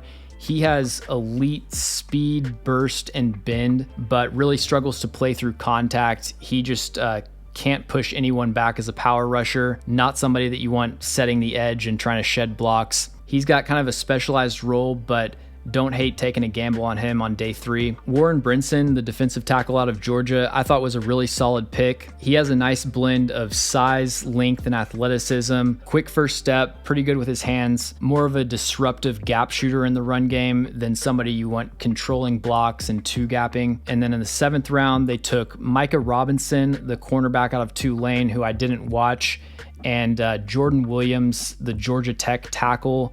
I was not a fan of his tape and thought he had a pretty brutal Shrine Bowl performance. I'm going to go with another B- for the Packers. Really good value across the board. A bit of a reach on Anthony Belton, but they made up for it with Savion Williams. Pretty solid class from start to finish here. The Vikings only had 5 picks and only 1 in the top 100. They started off with Donovan Jackson, guard out of Ohio State. A little bit higher than I had him ranked, but not a reach by any means. And I really like the strategy of prioritizing protecting J.J. McCarthy. I was expecting them to go with a DB in the first round, but just prioritizing giving J.J. McCarthy a functional interior offensive line, I think was probably a better strategy. Ty Felton was a solid pick at the end of the 3rd round. Field stretching speed, sudden route runner, really good after the catch. He was an early breakout candidate this year, but had some issues catching the football down the stretch. 8 drops in the last 7 games, and left a lot of explosive plays on the field, but that was really the first time he had drop issues across his career, so there's a chance that was just a fluke outlier. In the 5th round, they took Tyrion Ingram Dawkins out of Georgia, who is probably the biggest project in this class at any position. He had an elite combine performance, but you watch his tape, he is really starting at square one as a pass rusher. I'm cool with betting on that day 3, but I wouldn't expect him to contribute much as a rookie. They took Kobe King in the 6th round, one of the best block shedders in this linebacker class. As a run defender, I mean, he's about as good as it gets in the modern NFL. He's just very limited in coverage. And then Gavin Bartholomew, their final pick, is a solid tight end prospect. I don't really think he has standout traits in any one area. A smooth, efficient mover, but not really explosive or sudden. He was a solid blocker last year, but will have to add weight to play on the line of scrimmage in the NFL. So I'm gonna go with a C- for the Vikings. I don't have a problem with any of these picks in a vacuum. I don't think they were exceptional value, but pretty solid across the board. My biggest issue with this class is I don't understand why they didn't invest in the defensive backfield. I'm definitely a best player available guy, but I feel like that was one of the biggest needs across any team in the NFL. Next up, we got the Ravens.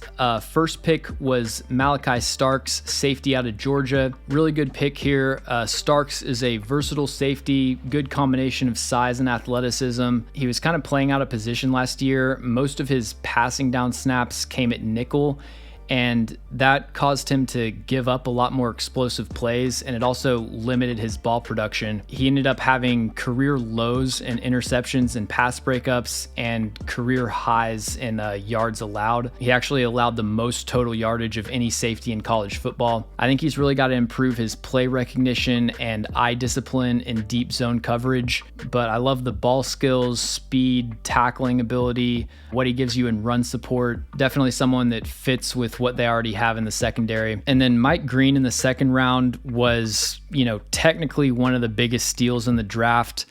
It's hard to give them too much credit for him because, he fell for some pretty serious off the field issues. The stuff I've heard about the answers that he gave at the combine are pretty mind blowing. I think he's the 2nd best pass rusher in this class, but I'm just not really bought into the character, to be honest. There's a Twitter account that I'm 90% sure is his burner, where every tweet is either him defending Mike Green or him posting a Prize Picks promo code. But on the field, he is explosive, fast, skilled with his hands, relentless in pursuit, good power rusher for his size.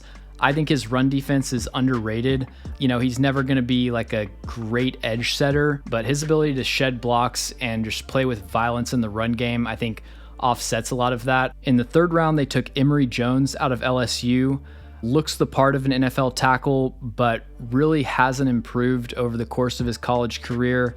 And I don't think he's a great athlete. I think probably ends up as a guard in the NFL. I was really surprised that he came back to school because his 2024 tape was rough. Teddy Buchanan out of California is one of the best cover linebackers in this class. I like this pick. The days of Malik Harrison getting picked on in coverage are hopefully over for the Ravens. He has pretty much no anchor or block shedding ability. So, taking on blocks in the run game is a major issue for him.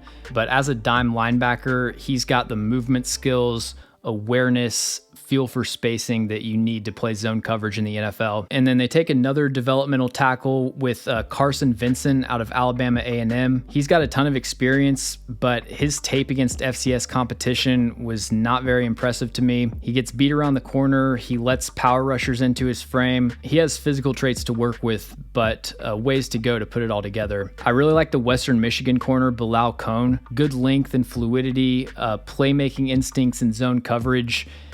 Played in the MAC, but he took advantage of his opportunities against better competition. The 2 Power 4 teams that he played last year, Ohio State and Wisconsin, he had 3 pass breakups, didn't allow a touchdown or really any explosive plays. LeJontay Wester is an undersized gadget slot receiver, really good speed and start-stop ability, consistent hands. He was 8 for 12 on contested targets last year. Just doesn't really have the measurables that you look for a downfield receiver. And then Anais Peebles is a really disruptive pass rusher, led FBS defensive lineman in pass rush win rate last year. He's got an explosive first step, lateral quickness, a lot of different pass rushing moves, but I think he's purely a designated pass rusher. He gets washed out of his gap in the run game. And then their final 6th round pick, Robert Longerbeam out of Rutgers.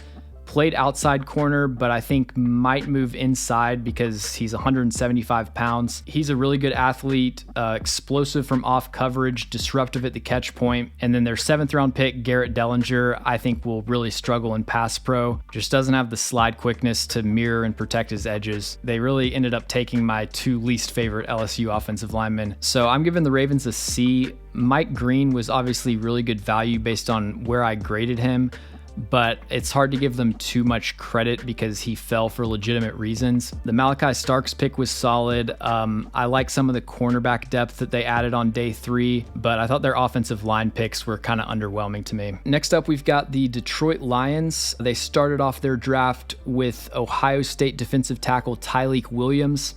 I was surprised that he went in the 1st round, but don't hate the pick at all. He's one of the best run defenders in this class. You hardly ever see him get put on the ground, moved off of his anchor. He doesn't really have the pass rushing production, but he's a good athlete for his size and flashes some juice as a pass rusher. He's got a pretty diverse move set and a lot of different ways of winning. Tate Ratledge was probably a round too early for me, but there's a lot of things I like about his game. Exceptional play strength in both phases, a really solid anchor, and he can move people off the line of scrimmage in the run game. He's got 3 years of starting experience. He's alert and aware in pass protection. My biggest issue is just the side-to-side quickness to recover laterally in pass pro. He tested really well, but the drills that a player decides not to do are almost just as telling as, his actual results. And the fact that he didn't do a short shuttle, I think that shows up on tape. Isaac Tesla was a major reach based on the consensus board.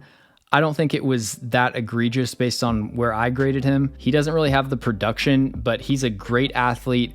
He got open a lot more often than he got targeted. I like Tesla as a big slot or a developmental X.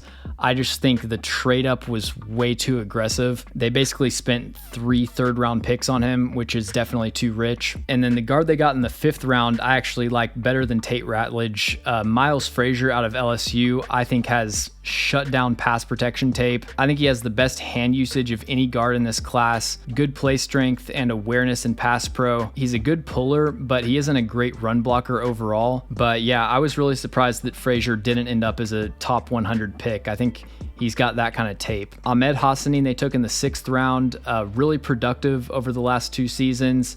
Solid power rusher, but not a great athlete by NFL standards. They took Dan Jackson, the safety out of Georgia, who has some insane tape. He basically just locks onto a spot on the field every play, triggers downhill with no regard for his own safety. If the ball carrier ends up in his path, he's going to lay a huge hit. If not, he's going to whiff in spectacular fashion. I think will be a great special teamer, but unless he tones down his reckless play style, it's hard to see him carving out a role on defense. And then Dominic Levet in the 7th round, I actually thought had some decent flashes on tape. He's an easy mover, good long speed and lateral fluidity. I like his separation potential a lot. He was basically like a screen merchant in Georgia's offense. 46% of his targets last year were screens. I think he's capable of running a full route tree and doing a lot more as a receiver, but his hands are pretty inconsistent and he's undersized, so that limits his grade. So I'm going with a C for the Lions. I think Tyleik Williams upgrades your run defense. Between Tate Ratledge and Miles Frazier, you probably got at least one starting caliber guard. The Isaac Tesla pick, I don't hate as much, but the trade up I think was way too aggressive. The Commanders had a small class, but I think they did a great job with the draft capital that they had to work with. Josh Connerly is one of the best athletes in this tackle class, extremely light feet, had the best performance against Abdul Carter of anyone this year. His biggest problem is his anchor. He's got to improve his core strength and get quicker with his hands so that he can keep power rushers out of his frame. But overall, I think that was a really good pick at 29. Trey Amos at 61 is an extremely solid cornerback prospect. He's got really long arms. He can smother receivers at the line of scrimmage and at the catch point. His play recognition and field vision and zone coverage is some of the best in this class.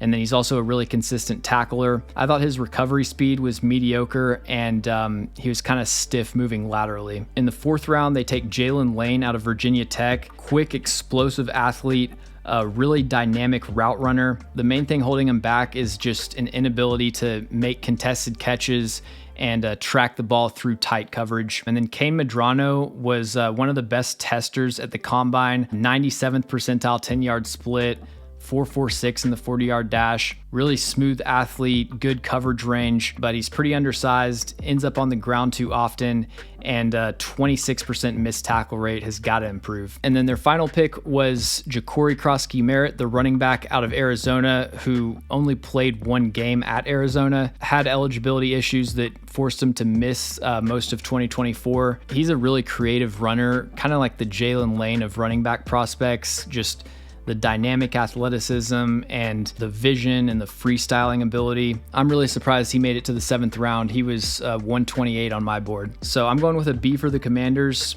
Really good class, especially considering what they had to work with. And then I really like what the Bills did as well. Their first pick, Max Hairston, wasn't my favorite. He has, elite recovery speed, but he's forced to use it way too often because of sloppy technique early in the route. I think he really struggles in press coverage and also is a very inconsistent tackler in 2024, but he's so explosive, driving on throws from off coverage, good short area burst and fluidity. I thought Hairston's highlights were a lot more impressive than his tape snap to snap, but of the corners that were available, I think he was probably the best scheme fit for the Bills, so don't hate the pick by any means. TJ Sanders is an explosive, twitchy 3 technique. The combination of Sanders and Ed Oliver, that's a ton of pass rushing juice on the interior. He weighed in at 305 at the combine. I felt like he played a lot smaller than that. Had a hard time taking on double teams, gets dislodged by combo blocks, but overall I think that was a good pick at a position of need. Landon Jackson I thought was an okay pick, big defensive end. His role in Arkansas's defense limited his production because he was playing 4-eye so often, so he didn't have those favorable rush angles. I don't see a ton of upside as a pass rusher. I think he's closer to average as an athlete, and at his height, he really struggles to play underneath his opponent's pads and win with power. They took Deone Walker in the 4th round. I was a little bit lower on him. I feel like once you get past the novelty of a player of his size, being able to do the things that he can do, it's just hard to project it really translating to the NFL. It's just a constant uphill battle for him to play low enough to win with power or anchor at the point of attack. And then 5th round, they go with Jordan Hancock, a hybrid safety nickel out of Ohio State. He's instinctive in zone coverage, sticky in man-to-man within 20 yards, but allows way too much separation on vertical routes and then panics at the catch point. Had 4 penalties last year. Doesn't really project as a box safety because he has a hard time taking on blocks, but I think as a quarters safety, he could be a pretty solid player. Jackson Hawes is the best blocking tight end in this class. Gives you nothing as a receiver, but he's basically a 6th offensive lineman. Good with that pick at 173. I thought they got really good value with their 2 6th round picks. Dorian Strong, I had as a borderline top 100 player. He is smooth and fluid in press man. Had a 99th percentile 3-cone, 6.56. His size-speed combination is average, so I get why he fell to the 6th round, but I just think he's a damn good football player. And then Chase Lunt, the tackle out of UConn, is one of the most athletic run blockers I've ever seen at the college level. Like the reach blocks, the pulls, the second level climbs he's able to execute are absurd. A lot of issues to iron out in pass pro. He's undersized with short arms. That shows up when he tries to anchor against power. But Aaron Kromer, I think, is one of the more underrated offensive line coaches in the NFL, and go into a great situation to sit and develop. And then their final pick, Caden Prather, is a big X-receiver with limited athleticism, and he only had 1 drop, but for his size, a pretty disappointing success rate on contested catches. So I'm going to go C+ for the Bills. I didn't hate any of their picks, but they kind of consistently took players like 10 to 20 spots ahead of where I had them ranked, but they did get some value in the 6th round, and I think overall it's fair to expect 2 or 3 good starters from this class, which, is a success by NFL draft standards. Next up, we've got the Philadelphia Eagles.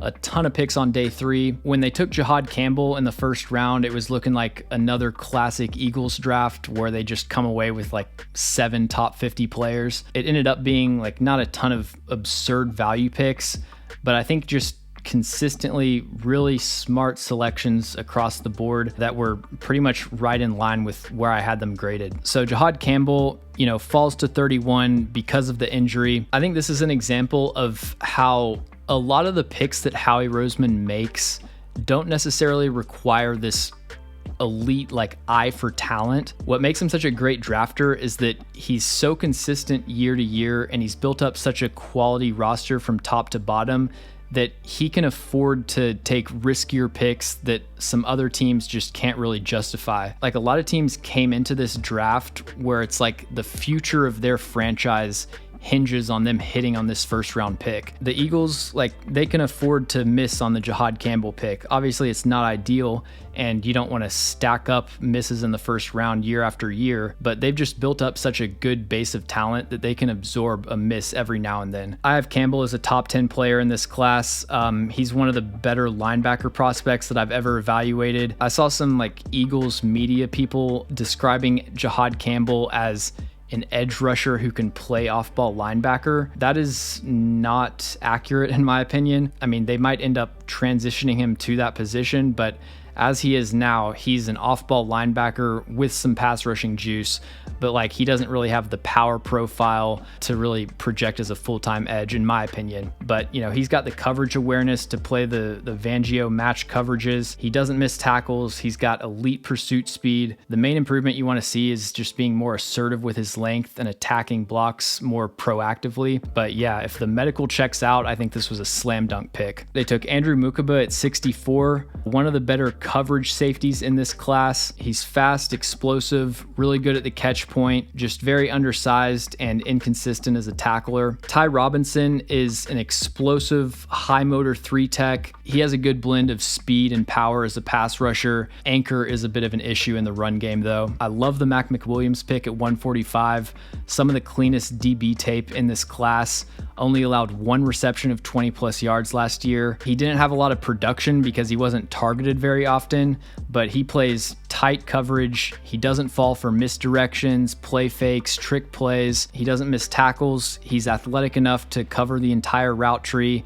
He has inside-outside versatility, and his Senior Bowl tape was outstanding. Probably my favorite pick, aside from Jahad Campbell, was Smile Munden Jr. out of Georgia. He has a prototypical frame. I think one of the best cover linebackers in this class. Very good athlete, consistent tackler. He can shed blocks, but he's pretty undersized, and he gets put on the ground when blockers connect to him at the second level. That's really the one hang-up I have with his tape. They took Drew Kendall at 168, extremely well-rounded, athletic center, can execute any assignment in the run game. Anchor's a little bit shaky and needs to improve his grip strength, but this is, within 4 spots of where I had him graded. Kyle McCord is an interesting gunslinger quarterback prospect. Good accuracy, decent arm, but a very volatile play style. He led the FBS in big-time throws and turnover-worthy plays in 2024. And then they took a couple developmental tackle prospects in the 6th round. Miles Hinton is an interesting player out of Michigan. Prototypical length, flashes his potential, but he's 23 years old. He's got a lot of experience, and he's still pretty unpolished. If Jeff Stoutland can in some way improve his grip strength, I think he has potential. There's just too many reps where he stops the initial move and then isn't able to tie up the pass rusher, and they end up finding a second wind and, attacking the corner, countering inside. And then Cameron Williams, early in the season, looked like he might be a first-round pick. His lack of technique got exposed down the stretch, though. The Ohio State and Georgia matchups, 15 pressures and 4 sacks in those 3 games. And they finished with Antoine Powell-Ryland out of Virginia Tech. Productive pass rusher, pretty good athlete, but extremely short arms. I think probably going to be limited to a DPR role and doesn't have a ton of pass rushing juice. So I'm going with a B- for the Eagles. Another really impressive draft class from Howie Roseman. Didn't have as many insane steals as he normally does, but I mean, 7 of his 10 draft picks, he got later than where I ranked them. And I think he did a good job of making the most out of his day 3 draft picks when he didn't have a lot of early draft capital. The Chiefs had a phenomenal draft class. I'm giving them an A. They finished with 5 players in my top 100. Steal in the first round, solid picks on day 2, and then really good value on day 3. Josh Simmons was playing like the best offensive lineman in this class before he got injured. It's disappointing we didn't get to see him against better competition, but his 2024 tape was essentially flawless, and I had a borderline first round grade on him over the summer. I thought he played pretty well in 2023 also. At 63 and 66, they got 2 really good pass rushers that are exactly where I had them on my board pretty much. Omar Norman-Lott is a DPR, only played 17 snaps per game for Tennessee, but he had an 18.8% pass rush win rate, really quick and explosive. He's got a wide range of moves. I think he's just going to tear it up on third downs with the one-on-one opportunities that Chris Jones is going to provide him. And then Ashton Gelati, one of the more underrated edge rushers in this class, densely built power rusher, but he's got the athleticism and the technique to win on the outside track. Very similar stylistically to George Karlaftis, I would say. And then their second, third round pick, they take Noel Williams out of California, led FBS defenders with 7 interceptions last year, also had 9 pass breakups. He's a big physical press corner, great fit for the Chiefs scheme. I actually comped him to Charvarius Ward as like my high-end comp. Jalen Royals is really good value in the 4th round. He isn't the biggest receiver, but he is an absolute dog at the catch point. He had a season-ending injury in week 8. I don't know if that caused him to fall, but based on the tape, he's a top 70 player easily. Jeffrey Bassa out of Oregon, they get in the 5th round. A great athlete, a ton of range and coverage. He can play press man, zone. He was pretty much the quarterback of Oregon's defense. You see him on tape constantly communicating, pointing things out, getting people in the right position. And then Rashard Smith in the 7th round, a converted receiver, as you would expect, one of the best third down backs in this class. He has good hands, he can run routes from the outside, and then also really elusive as a runner. I'm giving the Chiefs an A for this class. Brett Veach was pretty much drafting off of my board here. Next up, we've got the Houston Texans. They took both Iowa State receivers. I like Jalen Noel a lot better than I like Jaden Higgins. I think Noel is explosive, fluid, 3-level separation potential. He can win as a deep threat. He can win as an intermediate route runner. Obviously doesn't have the ideal size that you look for, so I guess I understand why he fell to 79, but top 40 player on my board and my 5th ranked receiver. Higgins, I see why people like him. He's got the prototypical X-receiver frame, smooth, rhythmic route runner, really refined footwork, and pretty much never drops passes. I just thought that he kind of lacked the burst and the suddenness out of breaks to separate from tight man coverage, and then he didn't always play to his size at the catch point. But if you flip those 2 picks, I think they're both appropriate value. They took Ariante Ursary at 48. Massive left tackle, prototypical size. I think good movement skills for his size. His anchor is pretty solid for the most part. Heavy hands, really good grip strength. When he latches on, he can end the rep early. He is a little bit rigid when it comes to changing directions. Kind of has to bend at the waist and lunge into his blocks. He can be a solid starting tackle and a pretty good pick at 48. They took Jalen Smith at 97. He is a feisty press corner, really good recovery speed. I think just purely based on his press man tape, he's worth the 97th pick. The problem with Jalen Smith is he is an absolute disaster in off coverage. Just has like no feel or anticipation to identify routes. If he's playing with cushion, he's essentially surrendering an automatic first down. So it's really going to come down to usage with him. If they play him in press man, I think he'll probably end up as a solid player. He's also a really good run defender, a little bit undersized, but he attacks blocks like a maniac. Woody Marks is a third down back, 257 career receptions. He's pretty elusive as a runner, but doesn't have the power or contact balance, I think, to run between the tackles in the NFL. And then really good value with Jalen Reed in the 6th round, a big straight line athlete. He's a high impact player in coverage, run support, and as a pass rusher. I think his skill set is a really good complement to Kalen Bullock's. Graham Mertz, I wasn't blown away with his tape.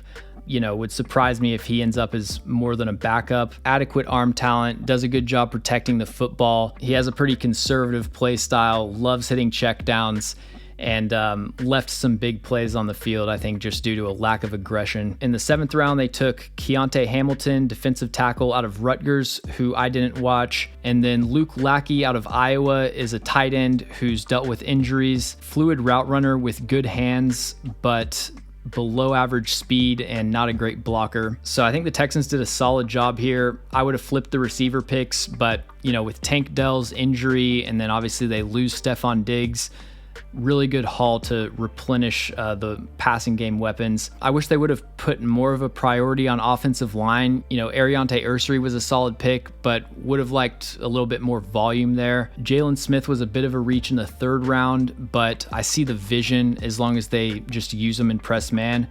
And then I really like the Jalen Reed pick in the 6th round. So I'm going to give the Texans a C+. And finally, we've got the LA Rams. They start off with Terrence Ferguson at 46, explosive Y tight end. My comp for him was actually Tyler Higbee. Gives the Rams an element to their offense that they've been missing for a while, so I like that pick. They take Josiah Stewart towards the end of the 3rd round. Explosive pass rusher, can translate speed to power. He's a size outlier with borderline measurables. But if you're going to make an exception, you want to make it on a player who defends the run with his level of tenacity. Definitely get some Nolan Smith vibes watching him blow up pullers and set the edge. It was a bit early for Jarquez Hunter, another player with a Rams comp. I comped him to Darrell Henderson. He's an effective zone runner, powerful for his size, good straight line speed, but kind of a linear athlete, not very fluid, changing directions. 5th round, they take Ty Hamilton out of Ohio State. I wasn't a huge fan of Hamilton. He kind of has the skill set of a nose tackle, but the build of a 3-tech. Like, he's 299 pounds with short arms. He's a really good run defender, but can kind of get driven off the line by double teams sometimes. And, I think he might have some more issues in the NFL, but then he's not really a dynamic or productive pass rusher. So it's just a weird blend of skills where it's kind of hard to see what exactly his role is. I love the Chris Paul pick at 172. He sees the game at a high level. He's an extremely consistent tackler. Seems like exactly the kind of linebacker that the Rams take on day 3, and he ends up starting, throughout most of his rookie contract. And then they finish with Konata Mumpfield, a really dynamic route runner. Doesn't have great size or speed, so it's understandable that he falls in the draft, but I think he has some upside as like a wide receiver 3 or 4, really fluid hips and advanced footwork to run some complex routes. The Rams didn't have a ton of draft capital this year, but I think they did a decent job with what they had, so I'm going to go with a C+ for the Rams. All right, that's going to do it. Thank you all for watching. If you enjoyed the video, make sure to leave a like and a comment to help the algorithm. Really appreciate that, and I will see you guys in the next one.